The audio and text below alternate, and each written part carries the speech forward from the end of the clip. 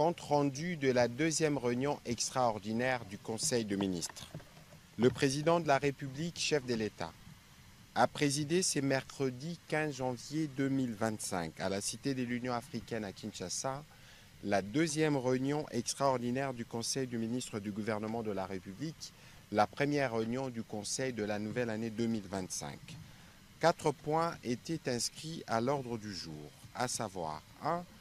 Communication de son Excellence Monsieur le Président de la République, chef de l'État. 2. Points d'information. 3.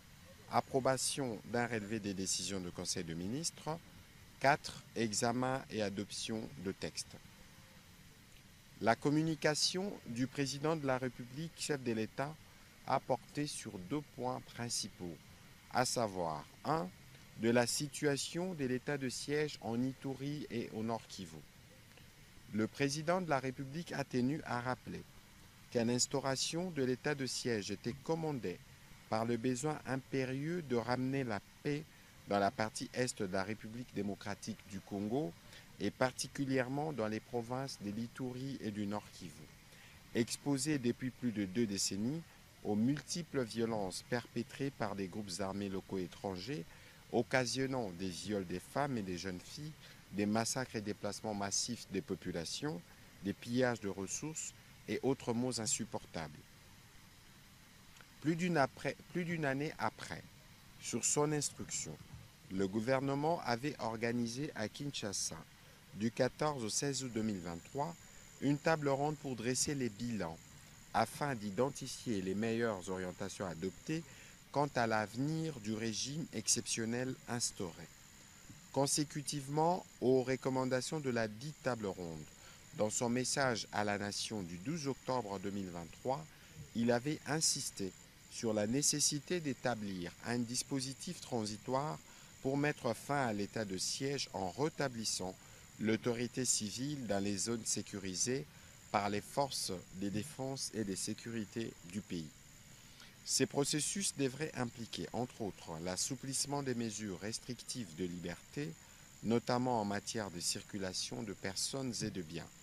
Le président de la République a rappelé qu'au cours de la 17e réunion du Conseil des ministres tenue le 11 octobre 2024, il avait instruit la Première ministre aux fins d'évaluer de manière exhaustive les mesures d'assouplissement en tenant compte de la scolarité des enfants, en favorisant un environnement propice au développement économique et en envisageant aussi l'allègement des mesures fiscales pour soutenir les entreprises locales. À la suite de la mission interinstitutionnelle d'évaluation conduite par la Première ministre du 22 au 24 novembre 2024 dans les provinces précitées, il lui a été rapporté, d'une part, que l'état de siège est encore considéré comme une nécessité du fait de la dégradation de la situation sécuritaire caractérisée par la recrudescence des velléités expansionnistes de Rwanda et ses supplétifs terroristes, et d'autre part, le besoin d'alléger davantage les dispositifs de l'état de siège s'est fait sentir au sein des populations concernées. Ainsi, dans la perspective de mettre progressivement fin à ces régimes, en passant par l'atténuation considérable de ces effets exceptionnels et en garantissant en même temps la sécurité et la stabilité des régions affectées, le président de la République a engagé le gouvernement sous la coordination de la Première ministre chef du gouvernement à travers le vice-premier ministre, ministre de l'Intérieur, le vice-premier ministre, ministre de la Défense nationale, ainsi que le ministre d'État, ministre de la Justice et garde de Sceaux, à produire une feuille de route déclinant les actions à mener au regard des recommandations produites. Cette feuille de route est attendue dans un délai de 15 jours. Le deuxième point de la communication du président de la République a porté sur le projet Compact énergétique national de la République démocratique du Congo. Dans le cadre de la plateforme de partenariat initiée par la Banque mondiale et la Banque africaine de développement, élargie à d'autres partenaires clés, et la Commission de l'Union africaine pour fournir de l'électricité à 300 millions d'habitants en Afrique subsaharienne à l'horizon 2030, tout en prenant en compte la cuisson propre. Le président de la République a évoqué le projet Compact énergétique national de la République démocratique du Congo.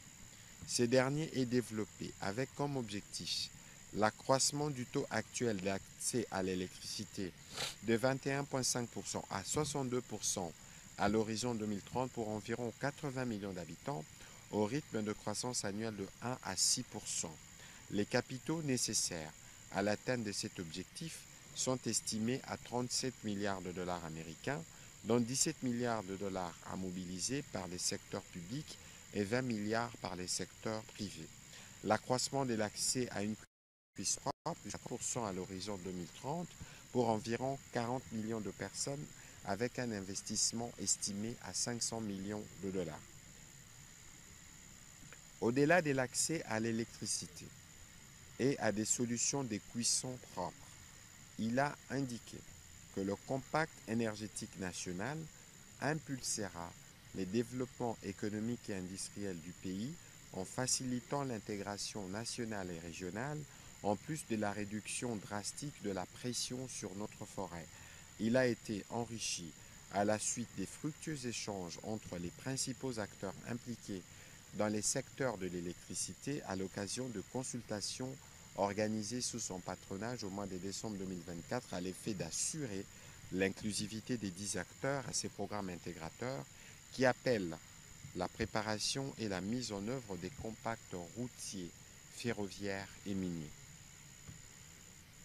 Le président de la République a engagé les membres du gouvernement en charge des secteurs concernés à élaborer des projets spécifiques qui s'arrimeront au compact énergétique. Le rapport y relatif est attendu fin juin 2025. Par ailleurs, il compte présenter le compact énergétique ainsi affiné au sommet des chefs d'État africains sur l'énergie à Dar es Salaam en Tanzanie. Après son adoption par le gouvernement, sa synthèse sera incorporée dans le document final à ratifier par les chefs d'État à cette occasion, qui sera couplé à leur déclaration d'engagement pour sa mise en œuvre. Le président de la République a invité le ministre des Ressources hydrauliques et électricité, sous la coordination de la Première ministre, en collaboration avec le ministre des Finances ainsi que le ministre sectoriel concerné, à s'approprier ces compacts afin que soit produit urgemment le plan d'action réaliste et pragmatique pour notre pays dans les 45 jours qui suivront la signature par des chefs d'État à Dar es Salaam. Dans la suite de la communication du président de la République, chef de l'État, la première ministre chef du gouvernement est revenue sur quelques points. D'abord, elle a déclaré 2025 comme une année de raffermissement des valeurs morales et d'optimisation de l'action gouvernementale. Ces messages forts sur notre responsabilité collective a été partagé dans les cadres de vœux de nouvel an qu'elle a respectueusement adressés au président de la République et aux différents membres du gouvernement. Dans la mise en œuvre du programme d'action du gouvernement 2024-2028, elle a rappelé que nos priorités doivent être 1. La promotion de la culture du résultat et de la performance. 2. L'utilisation judicieuse de nos ressources financières en veillant à la transparence et à l'intégrité pour bâtir la confiance du public. 3. Les respects scrupuleux des principes éthiques et déontologiques qui guident notre gouvernance. Elle a rappelé que notre ambition est de redonner à notre pays par sa grandeur en prenant l'excellence et en mettant notre expertise au service de la nation. Réitérons notre engagement sur cette voie pour un gouvernement éthique, performant et véritablement au service de la nation et de notre peuple. Elle a aussi rappelé la nécessité pour tous les membres du gouvernement d'être redevables.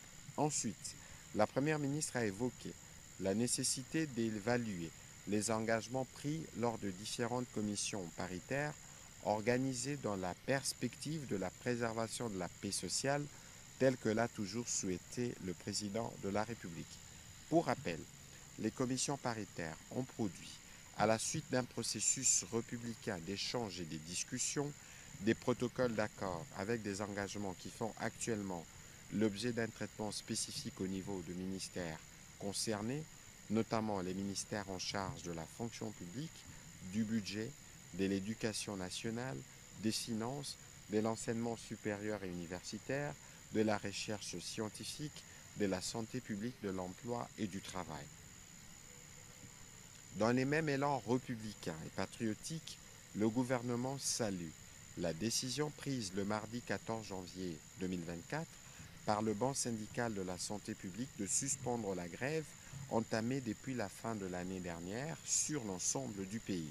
Une décision prise à la lumière des efforts du gouvernement qui atténue ses engagements, notamment en ce qui concerne l'évolution positive de la paye complémentaire de médecins et plus largement qui montre sa volonté de rencontrer l'ensemble des revendications de professionnels de la santé de notre pays. La Première ministre envisage la convocation d'une réunion de mise à jour sur les enjeux de la rentrée sociale pour évaluer les revendications exprimées par les différents bas syndicaux et leur niveau actuel de prise en charge et d'exécution par le gouvernement.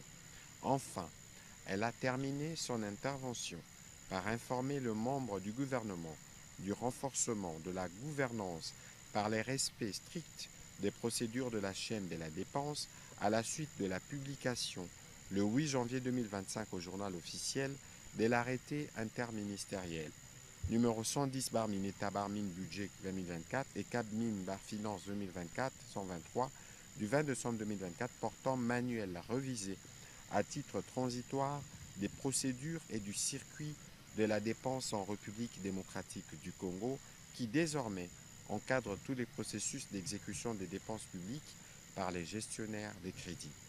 L'application de cet arrêté interministériel, a-t-elle rappelé, vise la parfaite maîtrise de la programmation et l'exécution des dépenses publiques en rapport avec les instruments budgétaires qui constituent le plan d'engagement budgétaire et le plan de trésorerie, cela étant l'un des fondamentaux de la stabilité du cadre macroéconomique. La Première ministre a invité le ministre d'État, ministre du Budget et les ministres des Finances à lui soumettre avant le prochain Conseil des ministres les termes de référence d'un séminaire gouvernemental qui sera organisé dans un bref délai pour une compréhension commune du dit arrêté interministériel et pour une meilleure vulgarisation auprès de l'ensemble des gestionnaires de crédit. Au deuxième chapitre du Conseil des ministres de ce jour, relatif au point d'information, point 1, État et administration du territoire. Le vice-premier ministre, ministre de l'Intérieur, décentralisation affaires coutumières, a présenté au Conseil le rapport sur l'État et l'administration du territoire national. L'état d'esprit de la population demeure globalement calme, a été marqué cette année par la satisfaction de la majorité de l'opinion sur le comportement affiché par les forces armées qui multiplient les exploits sur les différentes lignes de front contre l'ennemi. La désapprobation totale et générale de propos du président rwandais lors de son point de presse tenu récemment à Kigali concernant la situation sécuritaire dans la partie est du pays où ses troupes sont engagées dans une agression contre la RDC. La désapprobation de la population suite aux déclarations de certains acteurs politiques qui enflamment l'opinion nationale avec des propos de nature à briser la cohésion nationale nécessaire en ce moment où le pays fait face à une agression extérieure. Sur un autre chapitre, le vice-premier ministre, ministre de l'Intérieur, a fait le point du dossier des sujets chinois arrêtés en possession illégale des lingots d'or et d'une somme importante d'argent à monnaie étrangère dans la province du Sud Kivu.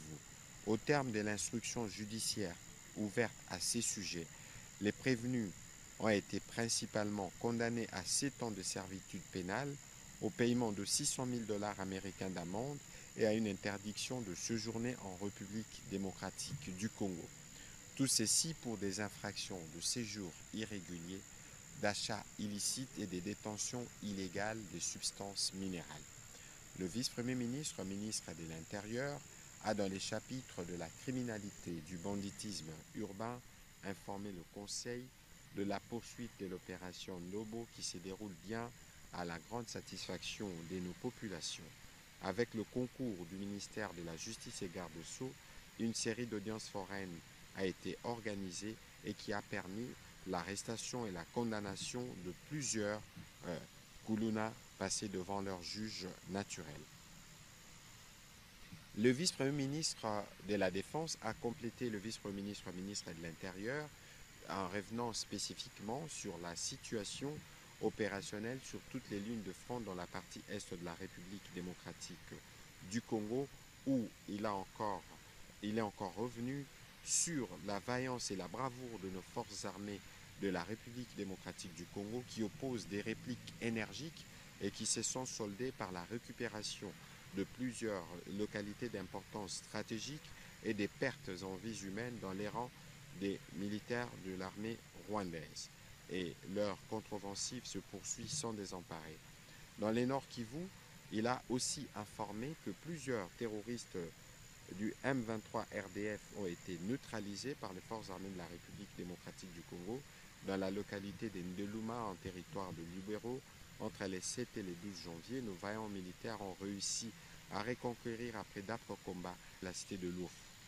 En territoire de Massissi et Walikale, les forces armées de la République démocratique du Congo continuent leur action avec détermination pour empêcher l'ennemi, malgré ses renforts en armes et en matériel venus du Rwanda, d'atteindre son objectif d'expansion.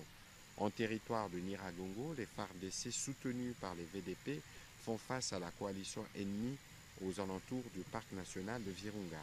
Au sud Kivu, nos vaillants militaires ont reconquis le 12 janvier dernier plusieurs localités et cités occupées par des agresseurs, notamment Lumbishi, Ruzintaka, Kamatale et Kabini.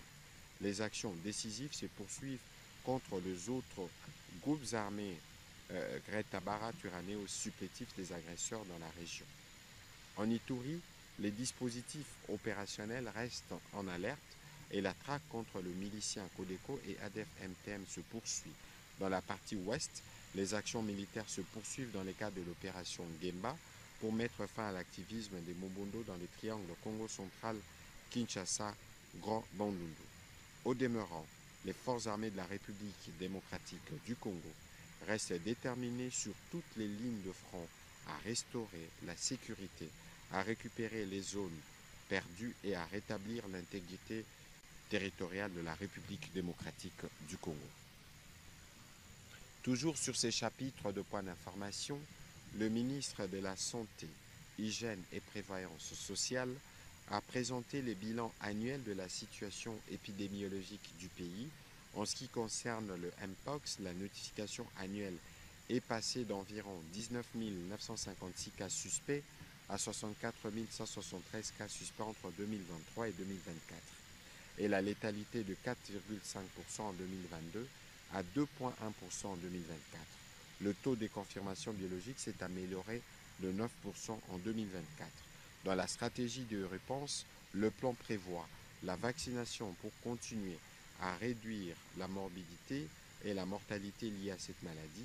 Ainsi, le ministère recommande l'utilisation du vaccin MVA-BN et LC16. En ce qui concerne la rougeole, comparé à l'année 2023, la notification de cas en 2024 est passée de plus de 8 000 à moins de 1 500 cas notifiés la semaine.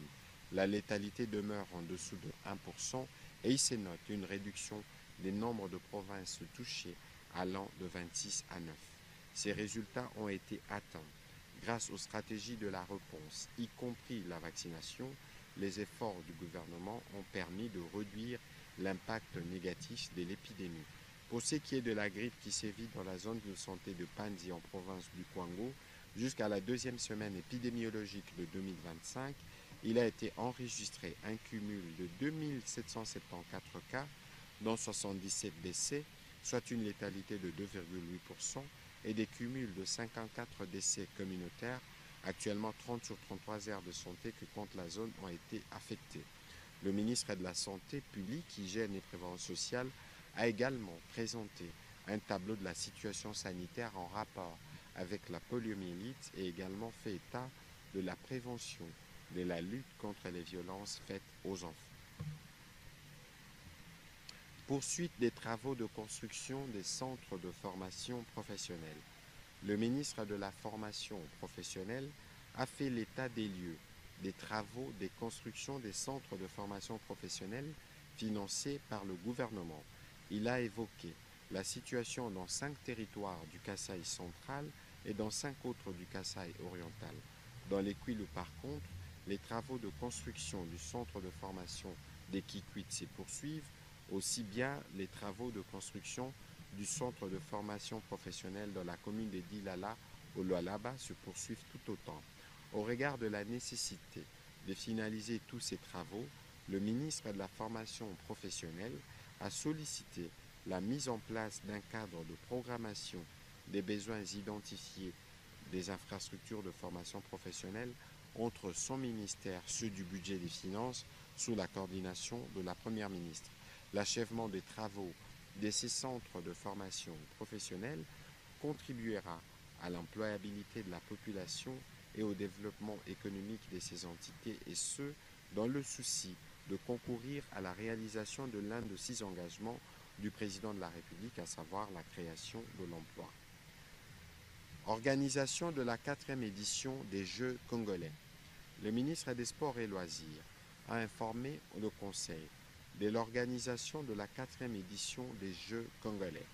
Il a indiqué qu'après 51 ans, le gouvernement, à travers son ministère, a résolu de relancer l'organisation des Jeux congolais aux fins de matérialiser la volonté politique du chef de l'État. La 4e édition poursuit des objectifs, notamment 1.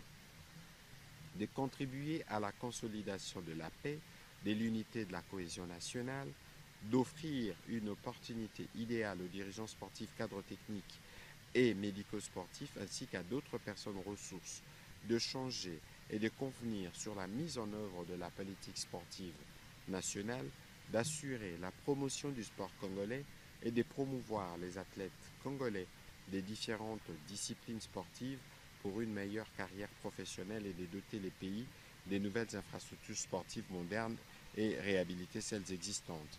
22 disciplines sportives sont sélectionnées, tenant compte de leur implantation sur le plan national, dont 16 pour le sport de compétition, 3 pour les sports de personnes vivant avec handicap et 3 pour les sports d'exhibition.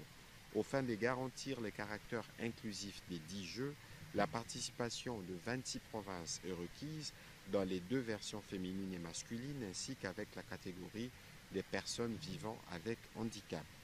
Pour y participer, les provinces devront souscrire aux disciplines sportives inscrites au programme des Jeux et régulièrement pratiquées dans leur circonscription territoriale sous les contrôles respectifs des chefs des divisions provinciales des sports et loisirs, des ligues provinciales, des ententes et autres cercles sportifs. Le nombre de participants représentant les 26 provinces est estimé à peu près 8070, composé des athlètes, des juges arbitres, des entraîneurs, des cadres médico-sportifs, des officiels de province, ainsi que de membres de commissions et autres structures organisationnelles. Le Conseil a pris acte de cette note d'information. Note d'information répond du secteur de la jeunesse. La ministre de la Jeunesse et Éveil patriotique a présenté au Conseil 2 notes d'information relevant de son secteur. Le premier concernait les rapports circonstanciés sur la candidature de la République démocratique du Congo au poste d'envoyé spécial de la jeunesse à l'Union africaine. À ce sujet, la ministre de la Jeunesse a fait le point des actes posés, des actions menées jusque-là pour la candidature congolaise portée par M. Oyo Moshembo Mervi Jean-Paul au poste d'envoyé spécial de la jeunesse africaine. Rappelant que ce poste sera pourvu par le prochain président de la Commission de l'Union africaine, dont les élections sont prévues en février 2025 à Addis Abeba, elle a décliné la stratégie mise en place à l'échelle nationale et internationale afin de garantir la nomination du précité à ces postes clés. Ainsi, il pourra de la République démocratique du Congo porter la voix des jeunes africains. Le deuxième point a concerné l'Assemblée générale extraordinaire élective des membres du Conseil national de la jeunesse. C'est conformément aux prescrits de textes légaux et réglementaires en la matière. La ministre de la Jeunesse et Éveil patriotique a motivé la nécessité de convoquer dans le prochain jour ces assises afin de permettre aux jeunes de procéder de manière souveraine au renouvellement des membres du bureau actuel du Conseil national de la jeunesse qui sont hors mandat depuis le mois d'août 2024. Ainsi, le choix des nouveaux dirigeants apportera un souffle nouveau et un dynamisme souhaité pouvant contribuer à la cohésion et à l'éveil patriotique en ce moment où les jeunes ont un rôle important à jouer pour la préservation et le maintien de la paix et le développement de notre cher et beau pays. La ministre de la Jeunesse et Éveil patriotique a sollicité du gouvernement les moyens nécessaires pour les demandes de roulement de cette Assemblée générale élective dont les électeurs sont principalement les présidents de conseils provinciaux des jeunes. Elle a précisé que ces élections commenceront d'abord au niveau de province avant de se terminer au niveau national. Le Conseil a pris acte de ces notes d'information. Au troisième chapitre du Conseil des ministres de ce jour, les membres du Conseil ont approuvé un relevé des décisions prises lors de la 28e réunion ordinaire du Conseil des ministres tenue le 27 décembre 2024 à Mbuji-Mayi. Au dernier chapitre du Conseil des ministres de ce jour, relatif à l'examen et à l'adoption des textes, 8 textes ont été soumis à l'approbation des membres du Conseil, notamment 2 projets de décrets relevant du secteur de transport. Le vice-premier ministre, ministre des Transports, voie des communications et des enclavements, a soumis au Conseil 2 projets de décrets pour leur examen et approbation. Le premier modifie et complète les décrets numéro 24, numéro 05 du 21 août 2024 fixant les tarifs des services de manutention de conteneurs et la redevance variable de concession applicable dans les corridors ouest de la République démocratique du Congo. Le deuxième projet de décret modifiant et complétant les décrets numéro 24/06 du 21 août 2024 portant institution du Fonds social de l'ONATRA SA. Ces 2 textes écartent expressément de leur champ d'application les activités de la société DP World et RDC et celles des entreprises chargées de l'exécution de la convention de collaboration entre la République démocratique du Congo relative à la délégation de services publics pour les ports en eau profonde de Banana, tel qu'amendé et consolidé le 1er décembre 2021, ce qui permettra à DP World de rester dans la logique du modèle économique conclu dans le contrat précité. Après débat et délibération, le Conseil a adopté ces 2 projets de décret. Le ministre d'État, ministre de la Justice et garde-sceaux a soumis au Conseil le projet de loi autorisant la prorogation de l'état de siège dans les provinces de l'Ituri et du Nord Kivu pour une période de 15 jours, prenant cours le 22 janvier 2025. Après débat et délibération, le Conseil a adopté ces projets d'ordonnance-loi. Projet de décret relevant du secteur de l'environnement. La ministre d'État, ministre de l'Environnement et du Développement durable, a soumis au Conseil les projets de décret portant création de l'aire protégée à vocation des réserves communautaires, dites couloir vert Kivu-Kinshasa, dans sa phase juridique. La zone de ces couloirs verts s'étend sur une superficie de plus d'un demi-million de kilomètres carrés et couvre la route nationale numéro 4 de Beni à Kisangani et les bassins du fleuve Congo de Kisangani à Kinshasa, ainsi que dans les territoires au nord et au sud de ces corridors stratégiques. La ministre d'État, ministre de l'Environnement et du Développement durable, a soutenu que le couloir vert Kivu-Kinshasa vise à favoriser la conservation de la nature et le développement d'une économie verte tout en reliant l'Est et l'Ouest de notre pays et en impliquant activement les communautés locales afin de relever les défis récurrents de la lutte contre la pauvreté. Ainsi, plus de 100 000 km² de forêts primaires seront protégés et l'évolution d'un corridor stratégique sera facilitée pour les développements socio-économiques et la valorisation durable des ressources naturelles au profit des communautés locales. Après débat et délibération, le Conseil des ministres a adopté ce projet de décret. 3 projets de décret relevant du secteur de l'industrie, les ministres de l'Industrie et Développement de petites et moyennes entreprises, et de petites et moyennes industries a soumis au Conseil 3 projets de décret pour leur examen et approbation. Il s'agit du projet de décret fixant les règles d'organisation et des fonctionnements du comité de pilotage des zones économiques spéciales en République démocratique du Congo, projet de décret modifiant et complétant les décrets numéro 15/007 du 14 avril 2015 portant création, organisation et fonctionnement de l'Agence des zones économiques spéciales tel que modifié et complété par les décrets numéro 18/056 du 28 décembre 2018. 3. Projet des décrets fixant les modalités et procédures de participation des aménageurs et des entreprises dans les zones économiques spéciales en République démocratique du Congo. Pour le gouvernement, il est question d'adapter ces dispositifs réglementaires, l'environnement socio-économique et juridique du pays, le moderniser en tenant compte des bonnes pratiques internationales en matière de zones économiques spéciales et les rendre plus compétitifs par rapport au régime déjà appliqué par certains pays de la région. Après débat et délibération, le Conseil a adopté ces 3 projets de décret. 5. Projet d'ordonnance loi. Le ministre de la Formation professionnelle a soumis au Conseil le projet d'ordonnance loi autorisant la ratification par la République démocratique du Congo de la Convention sur l'enseignement technique et professionnel signée à Paris le 10 novembre 1989. Ces textes, déjà adoptés par le gouvernement au cours de sa 21e réunion du Conseil des ministres du 8 novembre 2024, figurent parmi les textes inscrits dans la loi d'habilitation du gouvernement promulguée par le président de la République.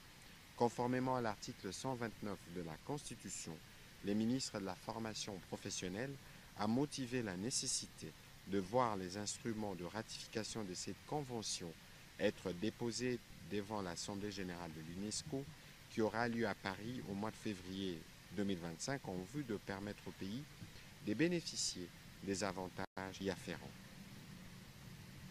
Après débat et délibération, ces projets d'ordonnance loi a été adopté.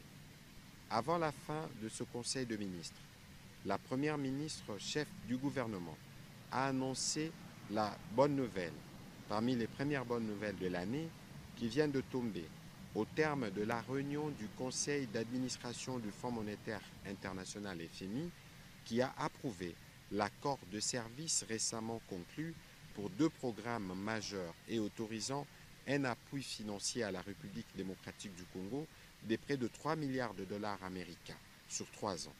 Les décaissements effectifs en plusieurs tranches se feront en fonction des progrès dans la mise en œuvre des réformes économiques convenues. Le premier décaissement est attendu au terme de la réunion de ce jour, sera de 247 millions de dollars américains au titre d'appui à la balance de paiement, tout en félicitant et en saluant la vision et le leadership du président de la République, chef de l'État. La Première ministre a encouragé les membres du gouvernement, particulièrement ceux du secteur économique et financier, donc budget finance, Banque centrale, à redoubler d'efforts pour la mise en œuvre de réformes nécessaires pour renforcer la gouvernance économique et garantir le développement durable de notre pays. Le président de la République, à son tour, a aussi félicité les membres du gouvernement pour avoir atteint cet objectif. Commencée à 15h57, la réunion du Conseil de ministres a pris fin à 18h50. Je vous remercie.